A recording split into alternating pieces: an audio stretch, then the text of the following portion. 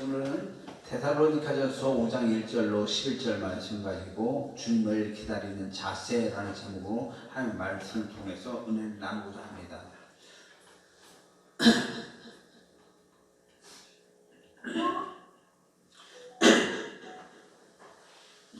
강원도 철원에서 제가 8사단에서 근무할 때에 탄약고하고 의병수에서 근무가 주기적으로 있었습니다. 보초를 쓰는 사람들 가운데서 굉장히 무서운 사람이 있는데 그 사람은 군기순찰이라고, 군기순찰, 군기가 빠져나 본 건데 상급기관에서 군기순찰이 불시에 들어와서 딱 검문을 하는 거예요. 보초를 잘 쓰고 안 쓰고 있는.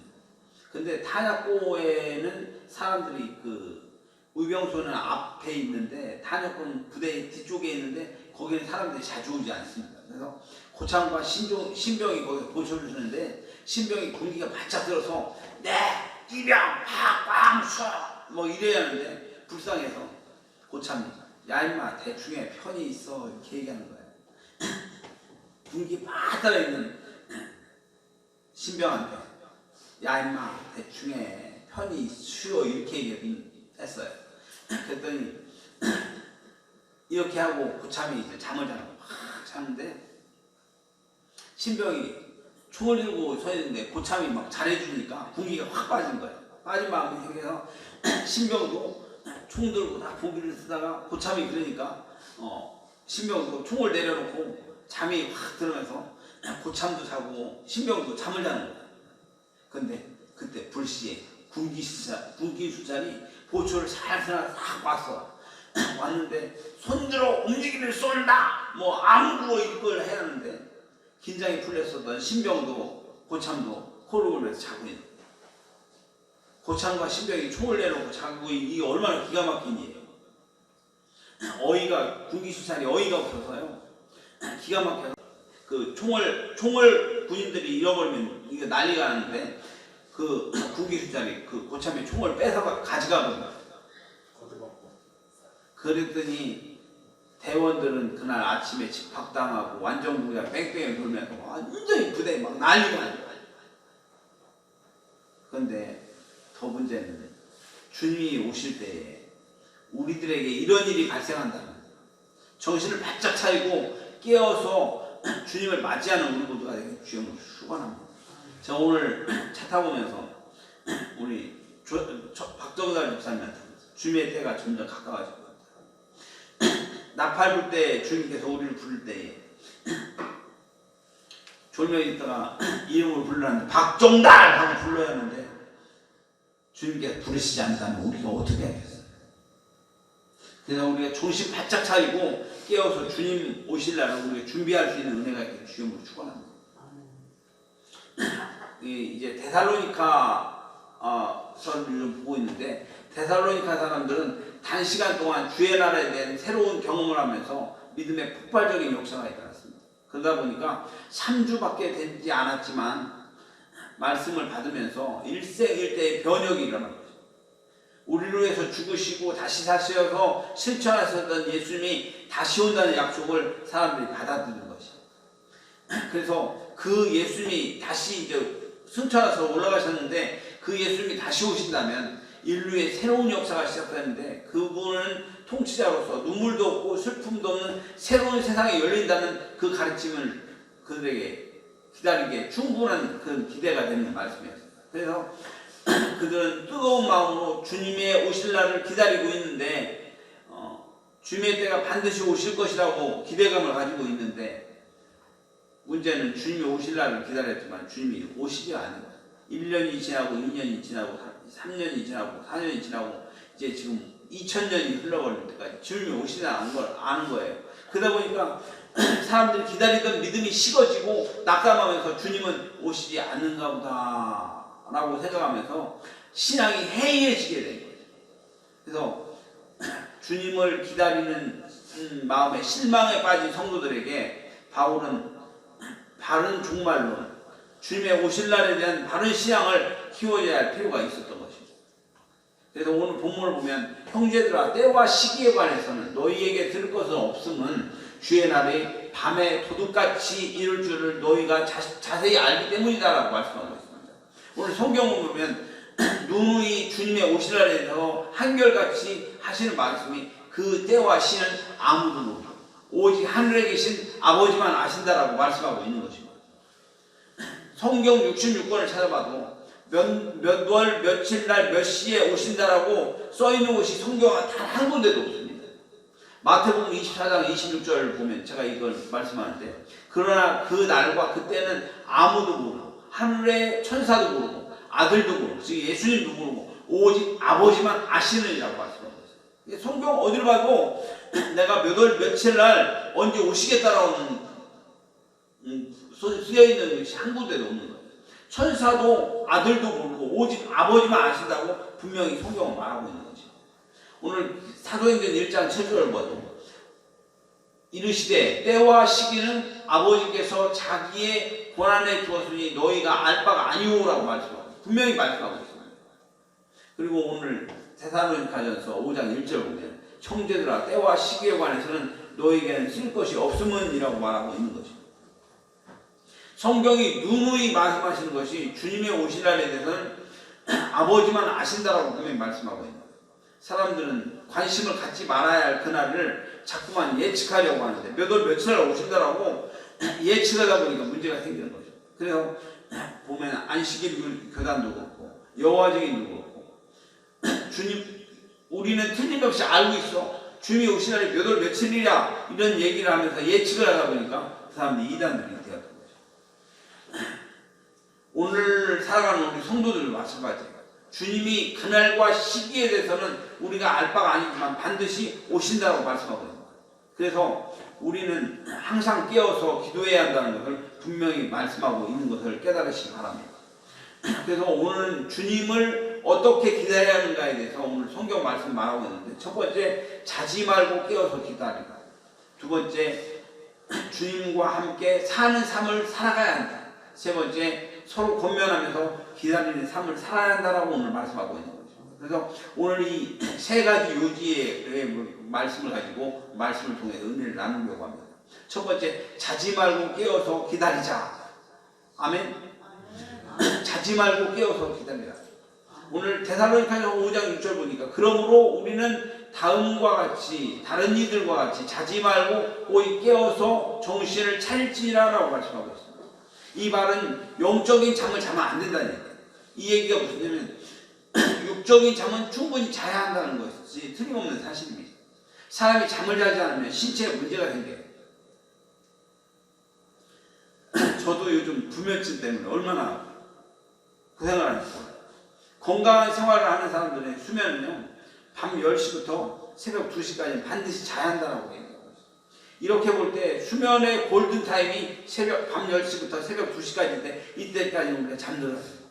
그래서 우리가 적당한 숙면을 할 수 있는 것이 너무너무 중요한 것을 깨닫는 은혜가 간절히 바랍니다. 그래서 저도 어젯밤 뒤척한다. 근데 나이가 들면 저 잠이 안 옵니다. 전에 우리 권사님들 봤는데 막 밤새도 잠이 안 와서 막 고생했던 것을 기억하면서 우리가 육적인 잠은 자야 한다. 근데 오늘 바울이 말하는 것은 우리가 이 잠은 자야 하는데 자지 말고 오직 깨어서 정신을 차리는 말은 영적인 잠을 자지 말라는 말씀을 꼭 기억하시는 은혜가 간절히 바랍니다. 영적인 잠을 잔다는 것은 주님과의 교통이 단절된 상태를 말하고 있는 것입니다. 그러므로 육체적인 잠을 충분히 우리가 숙면을 취하되 영적인 잠에 대해서는 항상 깨어있는 그런 자세가 필요하다는 것을 깨달으시기 바랍니다. 오늘 구약 성경을 보면 다윗 왕 이야기가, 다윗 왕이요 이제 왕위에 올라서 세상을 다 평정하고요 이제는 이만하면 됐다라는 마음을 가지고 살아가고 있던 어느 날입니다. 모든 군사들을 전쟁터에 다 내보내고 나서 다윗은 저녁 때 되어서 침상에서 일어났어요. 그때 자다가 낮잠을 깊게 잤겠니. 그 다음에 저녁 때가 돼서 일어났는데 그때 예루살렘 왕궁에서 옥장에서 다 거닐다 보니까 한 여자가 목욕을 하는 심히 아름다운 모습이 보여지는 거예요. 이거 보고 일이 일어났을까요? 합니다. 일이 난 거예요. 이 사건을 위해서 다윗은 나단의 책망을 받고 심각하게 회개하는 장면이 성경에 나오고 있어요. 하나님의 마음에 합한 종이라고 칭찬을 받았던 다윗 왕이 무너지게 된 것입니다. 그 이유가 바로 영적인 자매 문제였다는 것입니다. 부하들을 전쟁터에 내보냈으면 예전 같았으면 다윗이 노심초사하면서 하나님 앞에 깨어 기도하고 있었을 것인데, 오늘 다윗이 오늘 저녁에 일어나서 궁궐 옥상을 거니면서 주변을 살피면서 봤더니 오고 가는 이쁜 여자의 모습이 눈에 딱 들어온 거예요. 마음에 범죄가 일어나는 것입니다. 영적인 잠을 잤더니 이 범죄가 일어나는 것입니다. 영적으로 잠을 자게 될 때 사단은 언제든지 우리를 공격해올 수 있음을 깨달으시기 바랍니다. 가장 무서운 것이 영적인 잠을 자는 것이 얼마나 위험한 것인지 깨닫는 은혜가 간절히 바랍니다. 그래서 베드로전서 5장 8절 보니까 근신하라 깨어라 너희 대적 마귀가 우는 사자와 두루다니며 삼킬 자를 찾나니라고 말씀하고 있는 것입니다. 그리고 우리는 늘 영적인 잠을 자지 말고 깨어서 주님의 오실 날을 기다릴 수 있는 은혜가 있기를 주님을 축원합니다. 우리가 지금 요즘 세상을 보면요, 하마스하고 이스라엘 전쟁이 벌어졌어요. 하마스하고 이스라엘 전쟁이 벌어져서 엄청나게 막 수많은 사람들이 학살하고 이런 상황 속에 있어요. 그러니까 이스라엘은 1940 나라가 없어진 지 1800년 만에 나라가 지구상에 없어졌다가 이스라엘이 다시 1948년에 생겨진 거예요. 이스라엘이 다시 생겨졌는데 무화과나 잎이 연해지고 무성해지면 마지막 때가 가까운 줄 알라고 예수님께서 말씀하시는데, 우리 시대에 정말로 이스라엘이 1800년 만에 없어졌다가 이제 이스라엘이 생긴 거예요. 이 생겨있는 그 이스라엘 모습을 보면서 성경에 예언된 대로 주님의 때가 점점 가까워지고 있다는 걸 깨달은 은혜가 간절히 바랍니다. 그래서 오늘 이스라엘, 제가 언제 설교를 하겠지만 이스라엘 모습을 보면 주님의 오실 날이 점점점 가까워지고 있다는 걸 깨닫는 그 척도라는 것을 기억하면서 주님의 날이 점점점 가까워지고 있다. 이제 뭐 이스라엘과 전 세계가 일어나서 전쟁이 일어나 아마겟돈 전쟁이 일어나고 아마겟돈 전쟁이 일어났을 때 세상의 끝이 오는 거예요. 오늘 이 말씀을 기억하면서 우리들을 근신하고 깨어서 주님의 오실 날을 기다릴 수 있는 은혜가 있기를 주님으로 축원합니다. 오늘 두 번째로 주와 함께 사는 삶을 살자. 오늘 주님과 함께 사는 삶을 살자라고 말하고 있는데, 데살로니가전서 5장 10절 보니까 예수께서 우리를 위해서 죽으사 우리로 하여금 깨어있든지 자든지 자기와 함께 살게 하려 하심이라. 우리가 주님께서 우리를 죽으셨고 다시 사셨는데 이제는 우리가 자든지 깨어있든지 어찌됐든 주님께서는 우리와 함께 살려고 하셔서 예수님께서는 그렇게 하셨다는 겁니다. 오늘 바울은요, 예수님께서 우리를 위해서 죽으시고 사신 이유가 우리 모두가 주님과 함께 살아가는 새로운 비밀의 관계를 유지하시기 위해서 주님께서는 죽으셨다고 말씀하고 있는 것입니다. 주님의 죽으심으로 우리는 다시 죽으심으로 우리를 다시 살리셨는데, 그 이유는 우리와 함께 살아가기 위해서라고 말씀하고 있습니다. 우리의 삶에 있어서 진짜 주인공은 예수님을 알고 예수님을 삶 속에서 가장 소중하게 여길 수 있는 그런 은혜가 있기를 주님으로 축원합니다. 우리가 복음서 성경을 보면요, 예수님께서 오늘 마리아와 마르다가 사는 어느 집에 예수님께서 가셨어요. 아마도 예수님께서 예수님께 말씀을 듣기 위해서 예수님을 초청한 것 같아요. 그런데 마르다가 지금 화가 엄청나게, 마르다가 언니였어도 마르다가 화가 엄청나게 많이 났어요. 왜?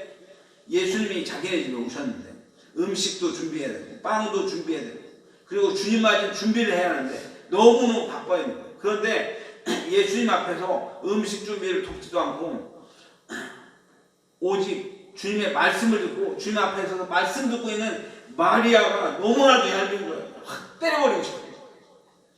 그래서 화가 나서 마리아가 마르다가 주님, 마리아에게 제 일손을 좀 도우라고 해주십시오. 손톱 갖다가 놓고 앉아서 말씀만 듣고 있으니 얼마나 화가 났습니까? 이런 거예요. 그랬더니 예수님께서 몇 가지만 하든지 혹은 한 가지만 하더라도 족하니까 마리아는 이 좋은 길을 택했으니 빼앗기지 않으랴. 아니야. 오늘 마리아에게 있어서 중요한 건요, 예수님이 진짜 주인공이었어요. 예수님 말씀 듣는 것이 마리아에게 가장 중요한 것이에요. 예수님과 함께하면서 예수님의 말씀을 듣는 것이 마리아에게서 가장 소중하고 가장 중요한 일이었어요. 근데 오늘 마리아는 손님 접대해야 하기 때문에 주님이 눈에 보이지 않았다. 주님께서 진정으로 기뻐하는 것은 주님은 그 주님의 집에 손님이 아니라 우리의 가족이 되시며 우리의 주인공이 되시기를 원하신다는 걸 믿으시기 바랍니다. 주님께서는 우리의 주인공 되시기를 원하십니다. 오늘 우리들의 마음속에서 오늘 지금 이 시간 예배를 드리는데 우리 예배의 주인공은 누구라고? 예수님이시라는 걸 믿으시기 바랍니다. 오늘 우리들의 마음속에서 우리들의 주인공은 예수님입니다라는 말씀으로 예수님을 찬양합니다. 예수님께 영광 돌리기를 원합니다. 이것이 우리의 고백되기를 주님을 축원합니다. 삶 속에서 우리는 주님과 함께 동행하는 은혜가 있기를 간절히 바랍니다. 우리가 성경에 보니 볼지어다 내가 문 밖에서 두드리노니 문을 열면 내가 그에게로 들어가 그와 내가 더불어 먹으리라고 말씀하십니다. 주님은 우리에게 끊임없이 프로포즈를 하는데 그분이 누구시냐면 천국에서 최고의 실세이신 분이 바로 예수님임을 믿으시기 바랍니다. 우리들이 삶 속에서 구하는 모든 것을 아시고 들어주고 응답해 주시는 최고의 실세가 바로 예수님이라는 사실을 믿으시는 은혜가 간절히 바랍니다. 날마다 삶 속에서 주님을 붙잡고 동행하면서 우리의 모든 것을 주님 앞에 맡기는 주님과 동행하는 삶 되기를 주님을 축원합니다. 살아가다가 어려운 문제가 있으면 이때 어떻게 해야 돼요? 주님. 살다가 외로운 문제가 생길 때 어떻게 해야 돼요? 주님. 내가 해결할 수 없는 문제가 있을 때 주님. 이렇게 늘 주님을 의뢰하면서 주님과 살아가는 주님과 동행하는 은혜가 있기를 주님을 축원합니다. 마지막 세 번째로요, 서로 권면하는 삶을 살자라고 말씀하고 계십니다. 오늘 데살로니가서 5장 11절 보니까 그러므로 피차 권면하고 서로 덕을 세우기를 너희가 하는 것 같이 하라라고 말합니다. 오늘 바울은 주님을 기다리는 성도들에게 또 중요한 것이 서로 권면하는 삶을 살아야 한다고 말씀합니다. 주님이 다시 오실 때까지 낙오되지 않기 위해서 서로 힘을 북돋워주면서 용기를 북돋워주면서 용기를 잃지 않을 수 있도록 서로 도와주는 삶이 우리 성도들의 삶이라는 걸 기다리시기 바랍니다.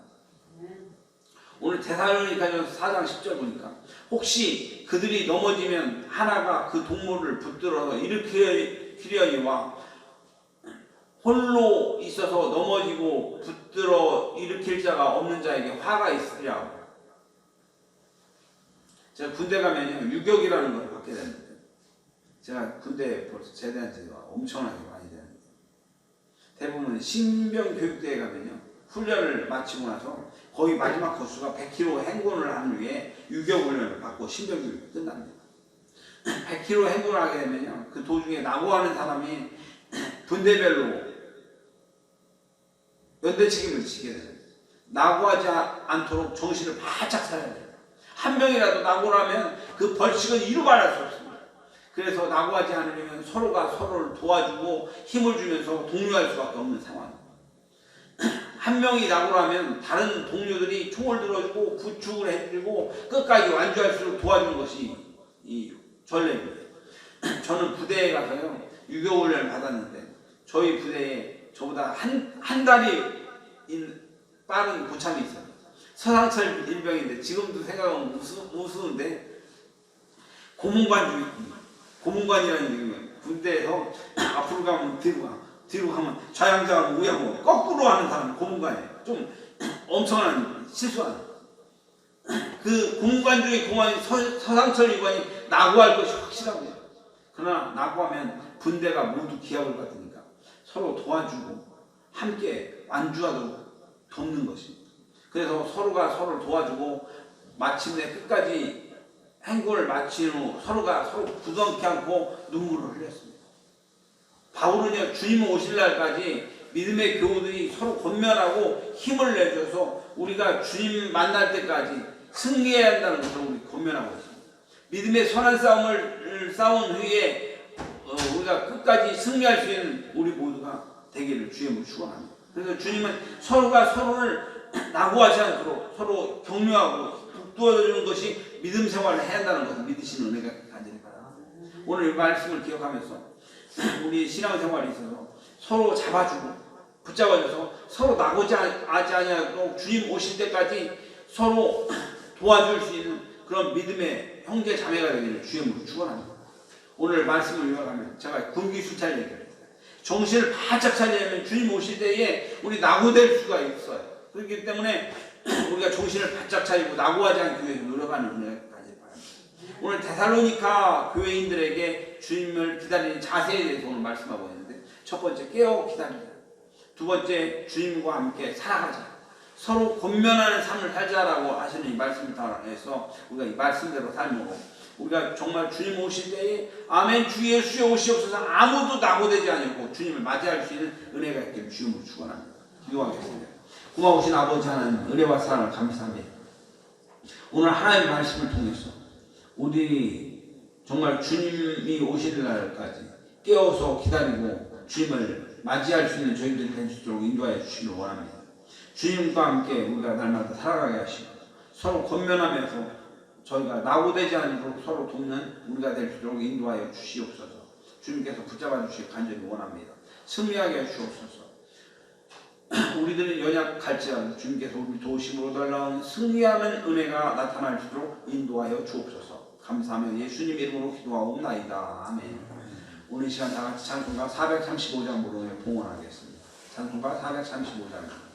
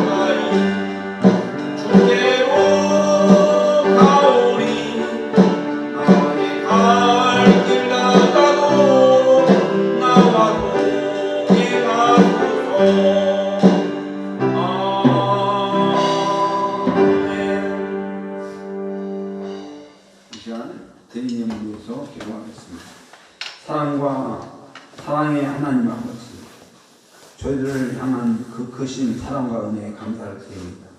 태초부터 저희를 사랑하여 주셔서 한없는 사랑을 주시기로 작정하시고 우리를 구원하시기 위해서 독생성자 예수님을 주셔서 물과 피를 쏟으신 그 사랑하신 그 사랑에 감사를 드립니다. 오늘 거룩한 성회를 맞이해서 믿음의 본속들을 은혜의 존전을 불러주셔서 하나님의 은혜로 세워주시니 감사를 드립니다.